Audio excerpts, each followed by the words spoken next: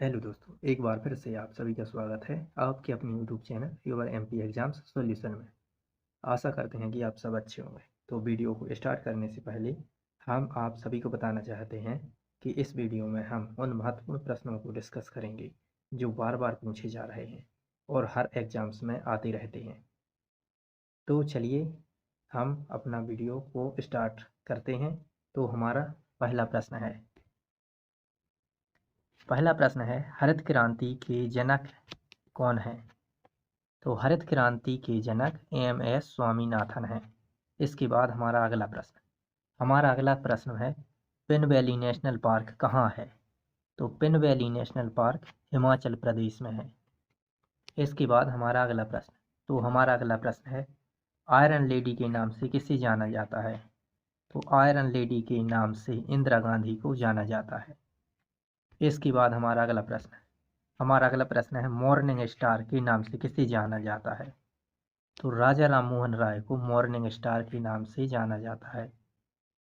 इसके बाद हमारा अगला प्रश्न है गोवर्धन योजना के तहत प्लांट कहाँ लगाया गया है?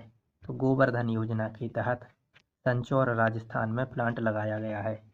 इसके बाद हमारा अगला प्रश्न है नेशनल स्टूडेंट्स डे कब मनाया जाता है? तो नेशनल स्टूडेंट्स डे 15 अक्टूबर को मनाया जाता है। इसके बाद हमारा अगला प्रश्न है भारत के संविधान में पहला संशोधन कब हुआ? तो भारत के संविधान में पहला संशोधन 1951 में हुआ। इसके बाद हमारा अगला प्रश्न है संविधान के स्थायी अध्यक्ष कौन थे? तो संविधान के स्थायी अध्यक्ष डॉक्टर राजेंद्र प्रसाद थे। इसके बाद हमारा अगला प्रश्न है विश्व बौद्धिक संपदा दिवस कब मनाया जाता है? तो विश्व बौद्धिक संपदा दिवस 26 अप्रैल को मनाया जाता है। इसके बाद हमारा अगला प्रश्न है रियासी डिस्ट्रिक्ट में केबल से बने पुल का निर्माण किस नदी पर किया गया?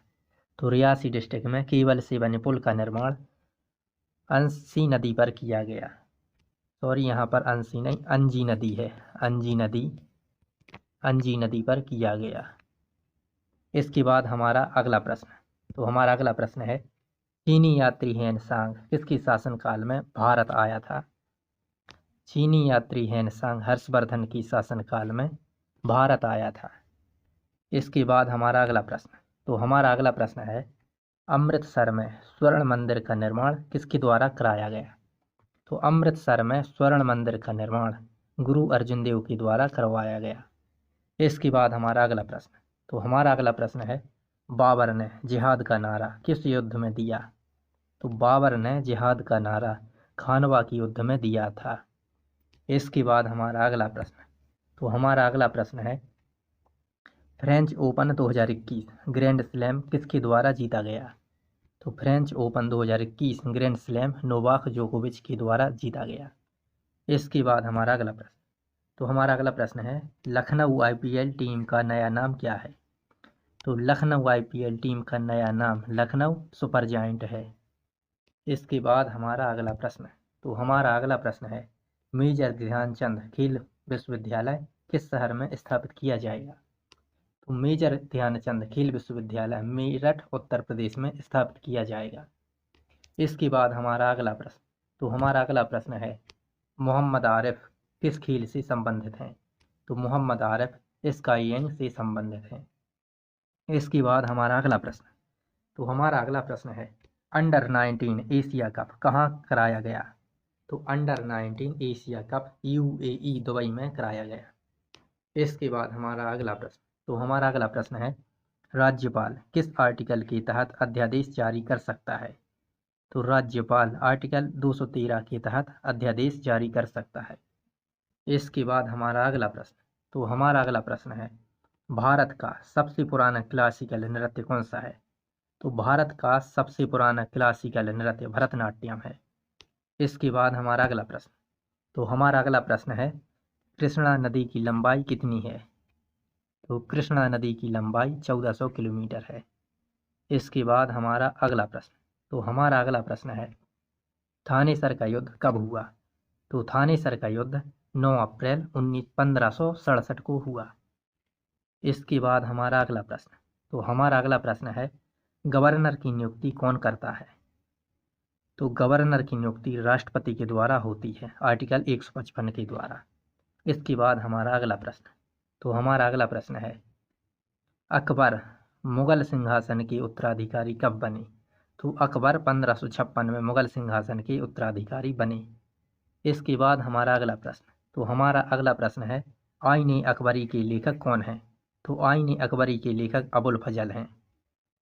इसके बाद हमारा अगला प्रश्न रामचरितमानस के लेखक कौन हैं? तो रामचरितमानस के लेखक तुलसीदास जी हैं। इसके बाद हमारा अगला प्रश्न सैयद वंश की स्थापना किसके द्वारा की गई? तो सैयद वंश की स्थापना खिज्र खान के द्वारा की गई। इसके बाद हमारा अगला प्रश्न विक्रमशिला विश्वविद्यालय की स्थापना किसके द्वारा की गई? तो विक्रमशिला विश्वविद्यालय की स्थापना धर्मपाल के द्वारा की गई। इसके बाद हमारा अगला प्रश्न है कुतुबुद्दीन ऐबक किसका दास था? तो कुतुबुद्दीन ऐबक मोहम्मद गौरी का दास था। इसके बाद हमारा अगला प्रश्न, तो हमारा अगला प्रश्न है फैजाबाद रेलवे स्टेशन का नया नाम क्या है?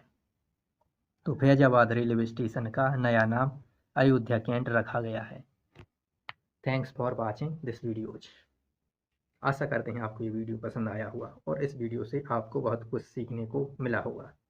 तो इस वीडियो को लाइक करें, कमेंट करें और अपने दोस्तों में शेयर करें और चैनल को सब्सक्राइब करें और इसी तरह की वीडियो पाने के लिए चैनल को सब्सक्राइब करें। धन्यवाद। आपका दिन शुभ हो।